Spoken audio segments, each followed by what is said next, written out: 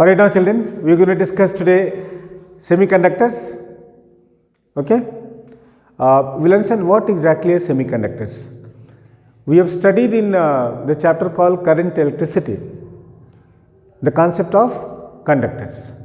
Yes, what are conductors? Conductors are materials which are able to conduct electricity, right? And why they conduct electricity? Because they have free charge carriers. But when you look at the materials that we encounter in our day-to-day lives on a broader scale, we come across materials which are in fact not conductors all the time. We will find many of them are poor conductors and so many of them are not conductors at all. Okay? So, we can classify materials on the basis of their electrical conductivity, types of conductors. On the basis of their conductivity, in fact, we can classify them into how many categories? 3 categories. Okay? First one is metallic conductors, and metallic conductors, children, we'll just be calling them conductors. So, every time I will be saying conductors, I am not talking about electrolytic conductors, I am talking about which conductors? Metallic conductors. Metallic conductor, we will simply be using this term conductors. Clear? Then we have insulators.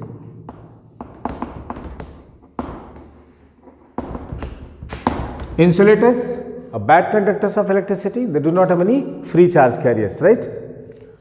Now, we will understand these two and then we will understand what are semiconductors. Semiconductors. Actually, children, this word semiconductor means semi. Semi means what? Partial. Means what? Partial, not a whole conductor. But you can make it act like a whole conductor and see what is the condition for a semiconductor to be a whole conductor. Let us try to understand first what is a metallic conductor. A metallic conductor is the one which has free electrons. Okay. So, when I talk about metallic conductor, then it has low resistivity or lowest resistivity. Metallic conductors are what? Lowest resistivity. So, as the resistivity is lowest, then what will happen to their conductivity? It will be highest. So, we can also say that they have highest conductivity, sigma, because you know sigma is equal to 1 by rho. This equation you all know, sigma is equal to 1 by rho. If resistivity is lowest, then conductivity will be the highest. Clear? This part is clear? Now, let us understand this. Insulators. What are insulators? Insulators are those materials which have highest resistivity. They have highest. You take a piece of wood and you try to send a current through it, it will never go because there are no free charge carriers. So, they have highest resistivity. They have highest resistivity, and if the resistivity is highest, children, then conductivity will be lowest. Lowest conductivity sigma, because sigma is again 1 by rho. Now, that brings us to semiconductors now. See here, metallic conductors have got lowest resistivity and these have got highest resistivity.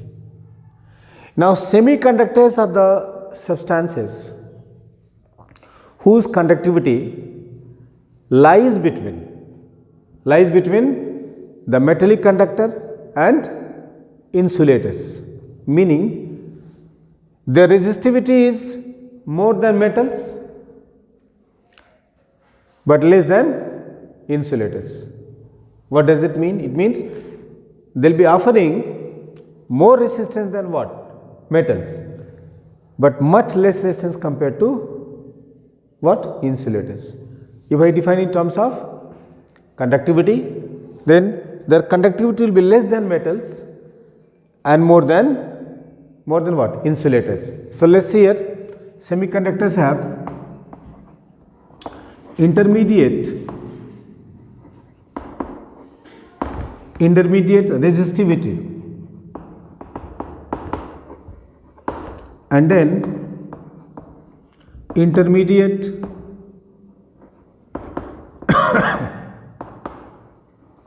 conductivity. So, if I have to write these three on a comparative scale, then I can say the resistivity of metals is less than resistivity of semiconductors, and this is less than resistivity of insulators. So, this is what you have to understand this. The resistivity of metals is less than resistivity of semiconductors, and resistivity of semiconductor is less than resistivity of the insulators. Clear?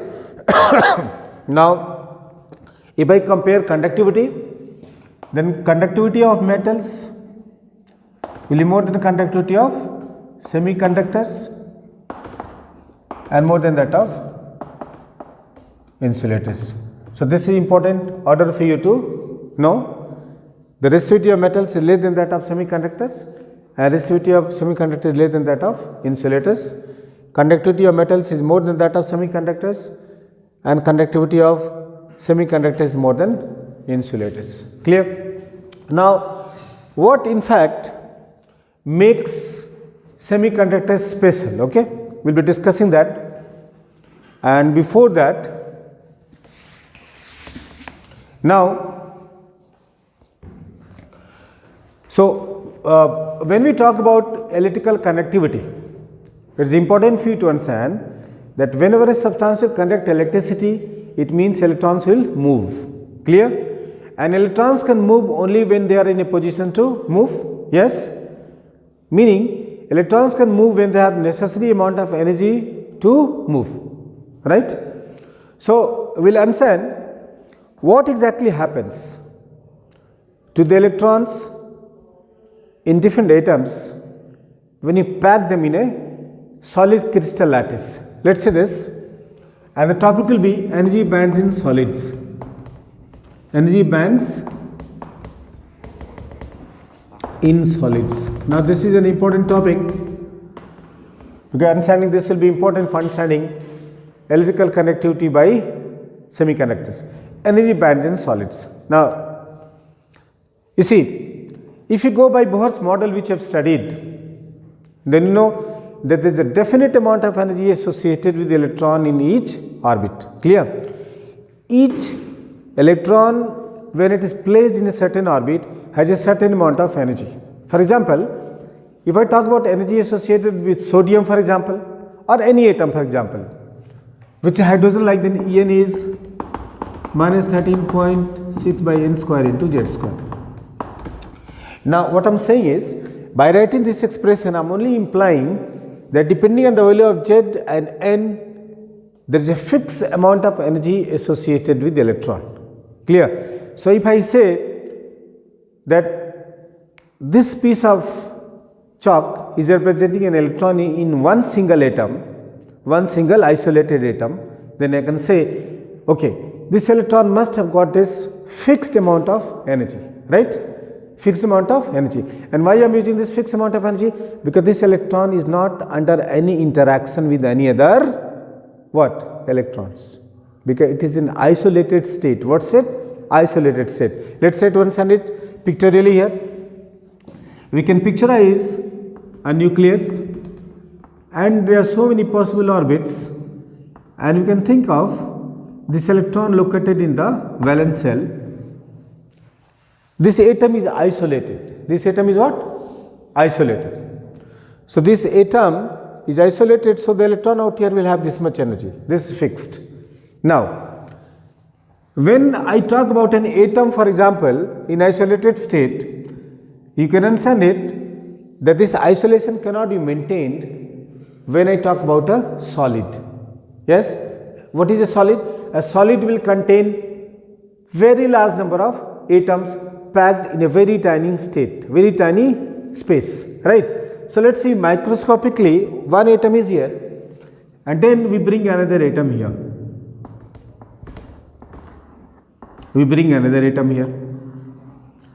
Now when I bring another atom here, now the two atoms closer, and there is this outermost electron here. Now what will happen to the energies of these two electrons? Will they have only this much energy? Will they have only this much energy? No, their energy will change now. What will happen? The energy will change, because obviously they will be repelling each other. What will happen? Repelling. So one atom was here isolated, it has fixed energy. One atom was here isolated, fixed energy. But when I bring them closer, then what will happen? They start repelling each other. What will happen? They will start repelling. When they start repelling each other, then their individual energies will change. Like two friends, suppose, are sitting on different tables and they are not able to hear and see each other. But when they come and sit closer, then they will start interacting with each other. Similar phenomenon. These electrons will start what? Repelling. And as they will repel, the individual energy of these two electrons will change. Right? So you can ask how much it will change. Then I can say like this, that it will change but not so much. It will change but not so much. It will change slightly. If I depict this on the energy level diagram, so see, these are the energies of the two electrons in isolated state. But when they come closer, then you can see that they may have two possible energies. One may have like this, the other energy level may go like this. Means it may increase, it may become more positive, it may become more negative. And the second one can also become like this or like this. Means it is no longer straight. It has increased upwards or downwards. Same thing here. It has increased upwards or downwards. Means it can become positive, it can become negative. Right? Now, if I pack more atoms now closer, if I packed what? More atoms closer, suppose I bring yet another atom out here, then what will happen? Again there will be increased repulsion, and this will go on. So this increased interaction among these outermost electron will increase the energy of all these electrons. Clear? And a time will come, when you will find that these electrons will have so much energy that, like electron here, outermost electron here, will easily mix up with what? The outermost electron here. Means this electron will come here and go into the other orbit, and this electron from here will go into this orbit. Why? Because they are in an excited state, the energies have what? Increased. Energies have what? Increased. And why these energies have increased? These energies have increased because of increased interaction. Clear? So what happens? In the language of physics, we say like this, that when atoms are brought closer, then their individual energies, they split up. What happens? They split up. You can see now they are splitting like this. If I bring 4 atoms, it could be something like this. These are individual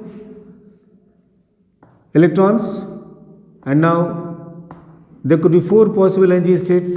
This could also have what? 4 possible energy states. These will be different. This will be one set of energies, and this will be another set of energy. If I bring more atoms, then there will be more splitting. See now,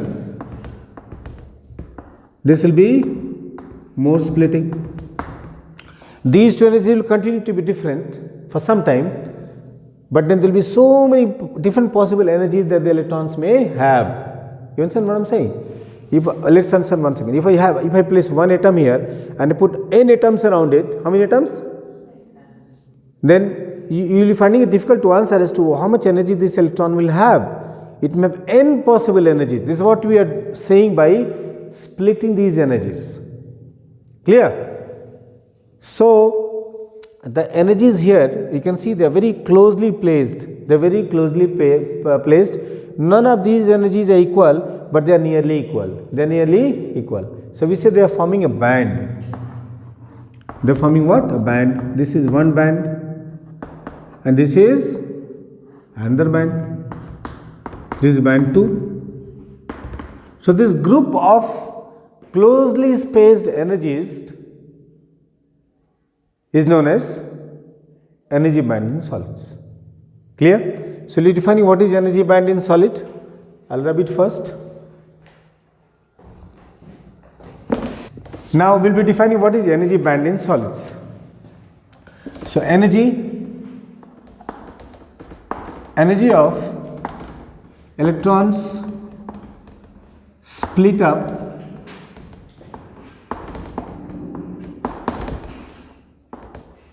under interaction from other electrons in a solid, forming a group of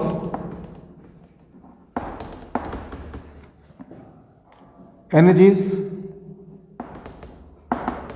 possessed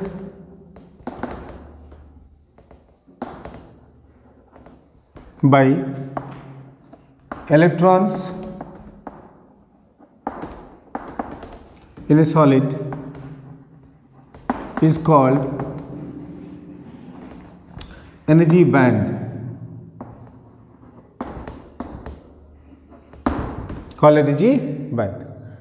So energy of electron split up under interaction from other electrons in a solid. Clear? Now a group of energies possessed by electrons in a solid is called energy band in solids. Clear? So now generally when you talk about these energy bands, we are talking about the outermost electrons. Which electrons? Outermost electrons. Clear? The electrons which are located in the outermost subcells. So depending upon what type of electron we are dealing with, we have like valence band. What is valence band? We denote it by VB. We say energy band associated with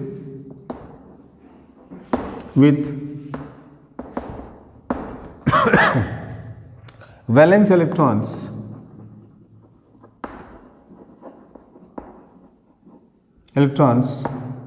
is called valence band. Energy band associated with valence electron is called what?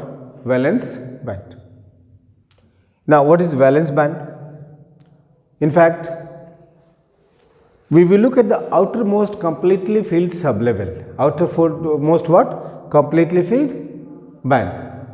We will be discussing this. For example, suppose I am taking the case of silicon. Silicon, atomic number is how much I have? 14, right?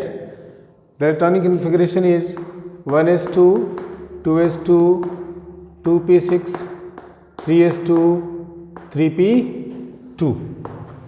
So actually this is the valence cell. Now valence cell in fact is having two sublevels, one is 3s and the other is 3p. Clear? You can see 3s is completely filled, so this will become valence band, and 3p, which is the next sublevel and is partially filled, is called, in fact we will be defining conduction band. What do you call it? Conduction band. So valence band is the energy band associated with valence electron in the atom. Now we have conduction band.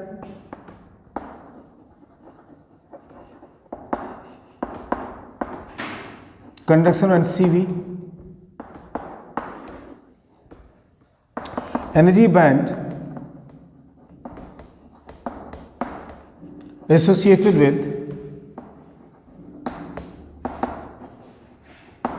with outermost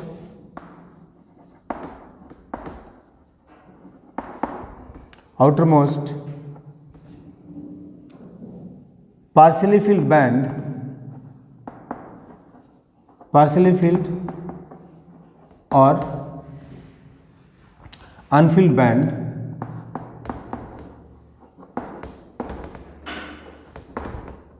is called conduction band. So see, these are the possible energy levels which the electrons can have in a given solid. If it is outermost completely filled band, it's called what? Valence band.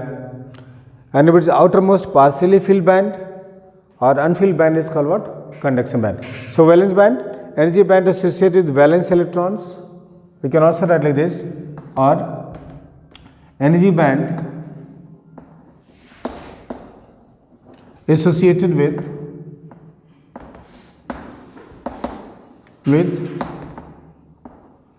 outermost completely filled band, completely filled band is called valence band. Clear? If I am looking at sodium, for example, silicon, which is an important semiconductor, then the energy band associated with 3s will be valence band and 3p will be conduction band. Okay. So these bands are basically a group of energies, possible energies which electrons can have in a what? Solid. Very simple. The group of energy which, group of permissible energy, what energy? Permissible energy which electrons can have in a solid is called energy band. Nothing special. Okay.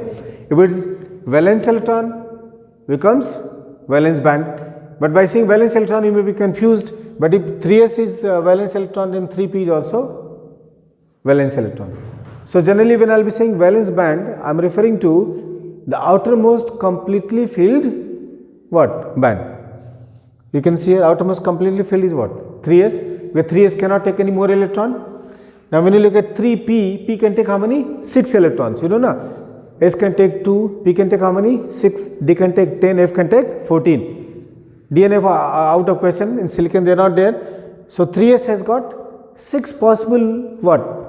Valencies, energy levels, out of which only 2 have been occupied. So it becomes automatically conduction band. Okay. Now I will be seeing energy bands for energy bands, band diagram for silicon. This comes in exam also. In fact, silicon is example of what? Pure semiconductor. Okay, like here when I talk about semiconductors, you should be knowing we have metallic semiconductors. Metallic semiconductors. Metallic semiconductors will be silicon, germanium, tellurium. Okay, but will be referring to what? Silicon and germanium most of the time. Okay, but then we have alloys also. Alloys, like we have gallium arsenide, okay, which is a very important alloy acting as a semiconductor. So you should be knowing all this. Energy bands, energy band diagram for silicon. Let's go back to this again. Silicon atomic number is Z is equal to 14 and the atomic configuration is 1s2, 2s2, 2p6, 3s2 and 3p2. Children, I want you to understand this very carefully. That these are called core cells. What do you call them? Core cells. And electrons in core cells are so strongly held by the nucleus. They are so strongly held by the nucleus that they are not free for conducting electricity. They are not free for conducting electricity. So when I talk about electrical conductivity, I will not talk about core electrons because they are strongly held by the nucleus, they cannot move. It is basically the electron from the last orbit which move. Valence electrons will only move. Okay. Now, if I represent their energies, this is interatomic distance R and this is energy level E. Clear? This is 1s2. How many electrons are there? 2 electrons. 2s2. How many electrons are there? 2 electrons. 2p6. How many electrons are there? 6 na? 1, 2, 3, 4, 5, 6. So now these are core cells. Even if you decrease R, distance between two atoms, nothing happens to the energies of these core cell electrons. Get it very clear. When I am talking about a solid, I am talking packing so many atoms, no. So they will have to come closer. So when distance between the atoms will decrease, it has no effect on the energy of core electrons. Clear? However, if I go to the last orbit, the valence cell, this is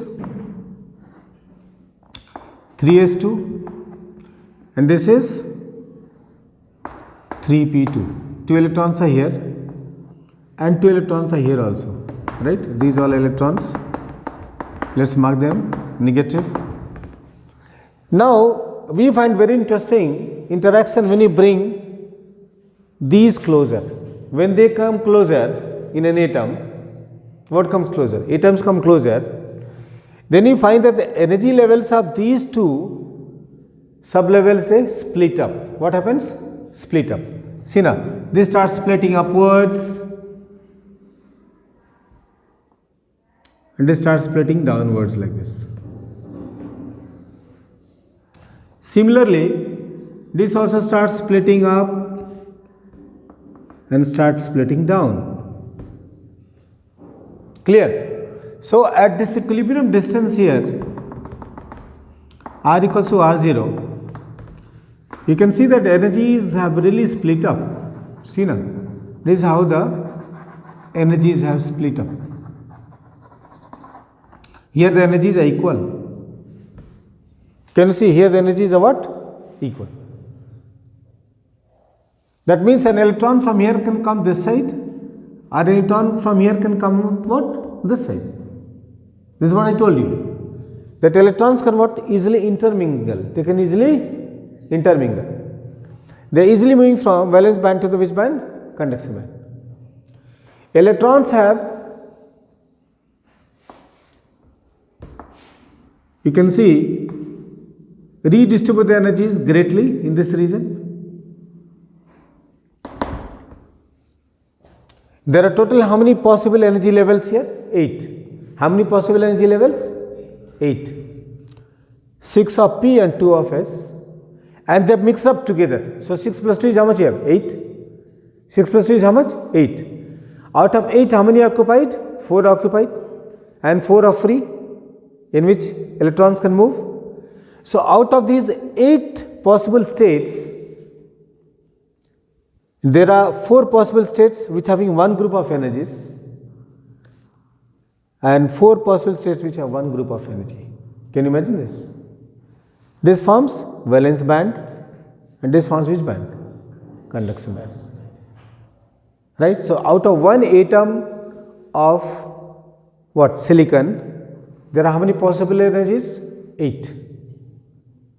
Clearly 2 plus 6. 2 here and 6 here. No?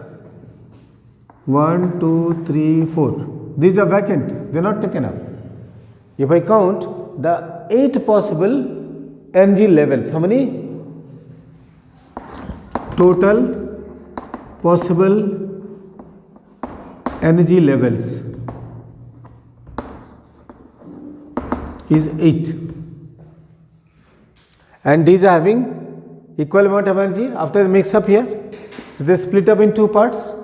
So valence band will have how many? 8 by 2, that is 4 levels. and conduction band will have equal number na 4 limits. Clear? So you see now, pay attention here. The energies have been what? Merged. But still there is one problem. You can see this gap has not been merged. Has it been merged? It has not been merged. This is very much important for every conductor. This is called energy gap. What do you call it? Energy gap. So you can see that no electrons will have natural energy. See here, electrons will either stay in this band, which is which band? Valence band. I'll write it here. Or it will have energy to be in the which band? Conduction band. But no electron will have this energy, which is called what? Energy gap. Right? But again you see, if the electron has to migrate from valence band to the conduction band, it has to overcome this energy gap. It has to overcome this energy gap. Electron does not have this natural energy. Electron does not have this. This energy has to come from where? From an external source. Either electron will have this much energy or it will have this much energy. But this much energy it is not having naturally. So from where this energy will come? It has to be supplied by external agency, and this is what we call is energy gap. So the difference between the energy of electron in the valence band and conduction band is called energy gap, and energy gap is a very important term for understanding electrical conductivity. Okay, you have done the diagram.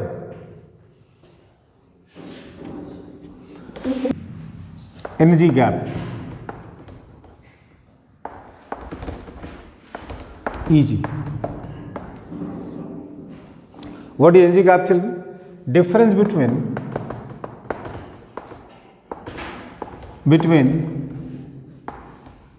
energies of electrons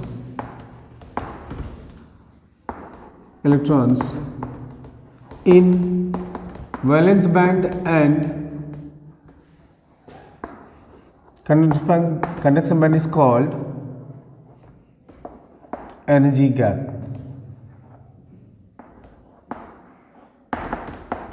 EG. So this energy gap is like what? Like an energy barrier. Is like an energy barrier. Now let's understand this, children. This is your valence band and this is your conduction band, CB. I'll represent valence band by horizontal lines and conduction band by vertical lines, suppose.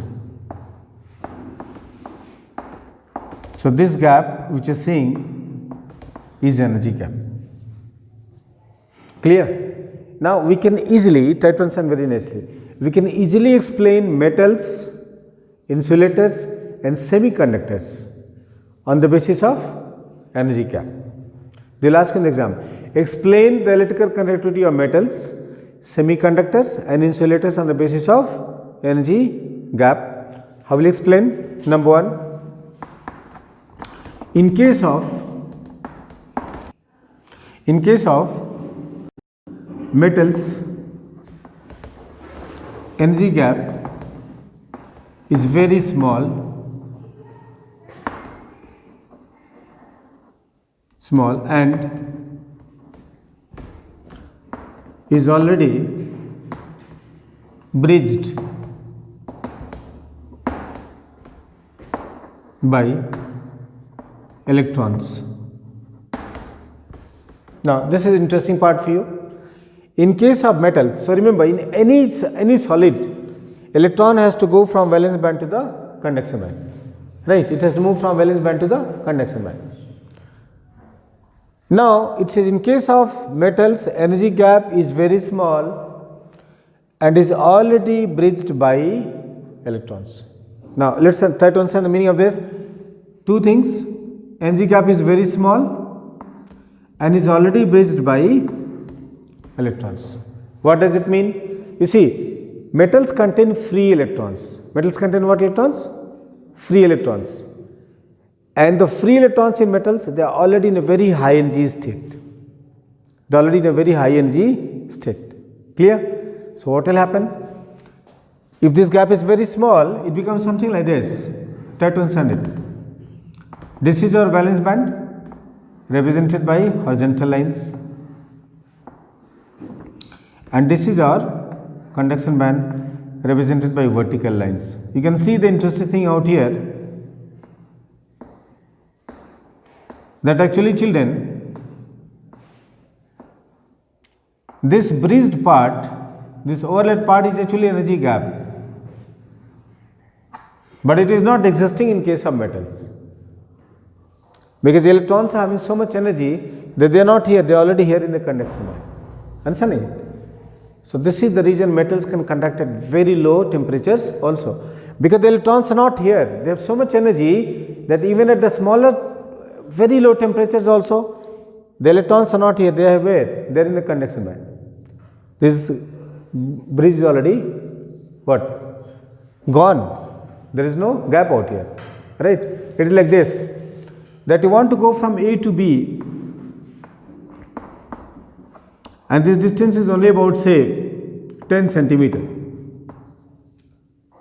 but your stride is more than 10 centimeters. Suppose your stride is, each step is 15 centimeter. So you never have to worry about this gap. Each time you take a stride, you are already on the other side of the gap.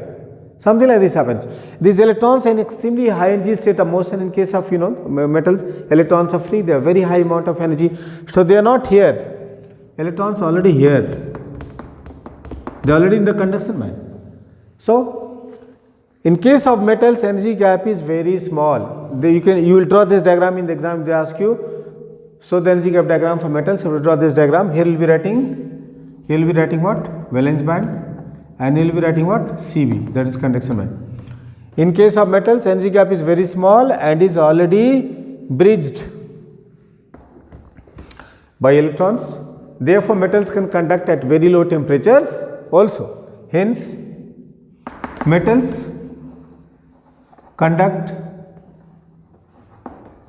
at extremely low temperatures also.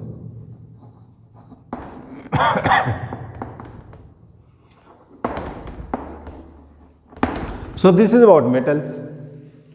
Now what happens in case of insulators? We will see in case of insulators what happens. Case 2. In case of insulators, what happens?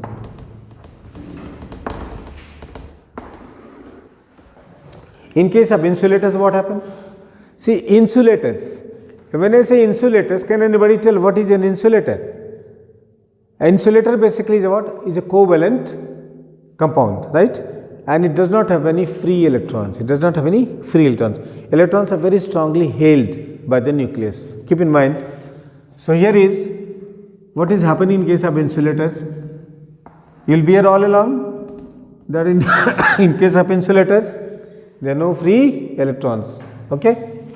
So this is your valence band represented by the horizontal lines, and this is the conduction band Cb represented by these vertical lines. In case of insulator, this energy gap is very large. It is around 6 electron volt. How many electron volts? So see, energy gap is around 6 electron volt, and the temperature at which we generally deal with, the room temperature. In fact, the electrons have energy of 0.025 electron volt only. In insulators, maximum energy that electrons can have, we can calculate by using the formula. Average kinetic energy is 3 by 2 kT, where T is absolute temperature and K is what? Boltzmann's constant. If we use, then we find that energy of electrons in case of insulators is too less and energy gap is very large. So you can clearly see that an electron which is located in the valence shell cannot go to the what? Conduction band. Why? Because so much more energy is required which it cannot get. Clear? So why insulators do not conduct? If they ask you, explain in terms of energy gap, then what will you say? Insulators will not conduct electricity because the energy gap is too large. Simple answer. Maximum at room temperature, how much energy they can have? 0.25, 0.025 electron volt. And how much is needed? 6 electron volt. Clear? So we will be writing energy gap for semiconductors is very large. And how large is that? Large. About 6 electron volt. Hence, insulators do not conduct electricity. So very simple explanation we got. They do not conduct electricity because the energy gap is very large and the electrons are bound to the nucleus by very strong covalent forces. Okay. Now, so what is special about semiconductors? We'll see how semiconductors are different, what makes them special. Okay. Now, semiconductors. Let's understand case 3. For semiconductors, what is happening?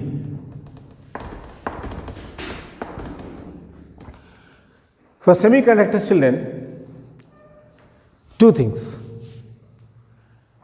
All the semiconductors,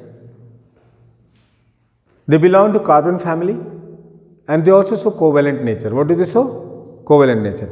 But the special property is that the outermost orbit contains loosely bound electrons. It contains what bonds? Loosely bound electrons. The electrons are not held very strongly by the nucleus. Means these electrons can break free from the last orbit if they are supplied with enough amount of energy. So let's understand it.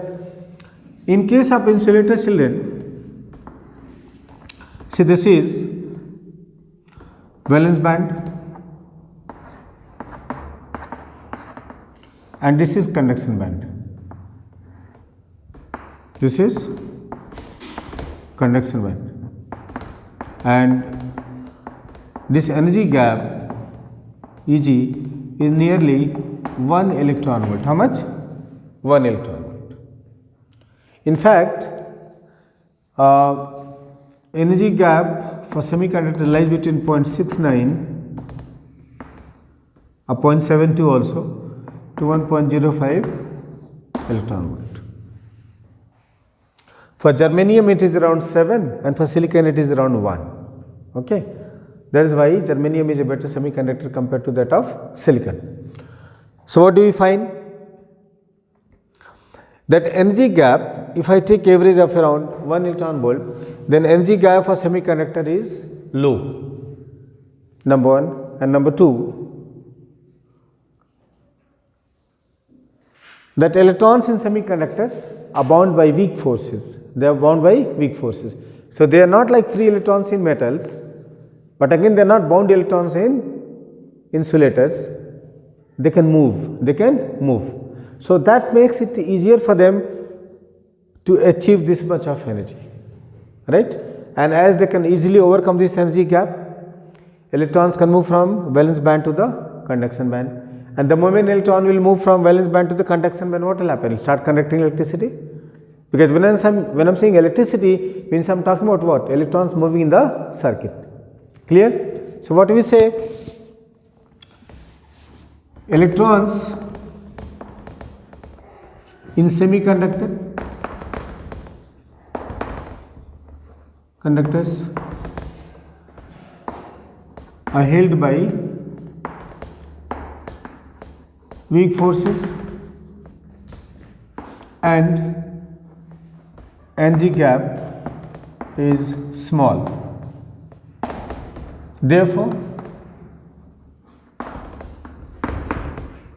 they easily overcome energy gap and conduct electricity.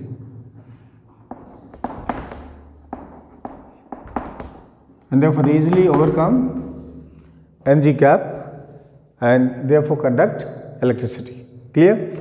So, we saw in a nutshell how we can have electrical conductivity from insulators, metals and semiconductors. Clear? Energy gap here is very small. Okay. So, we will be doing only this much in this class. Okay. Thank you.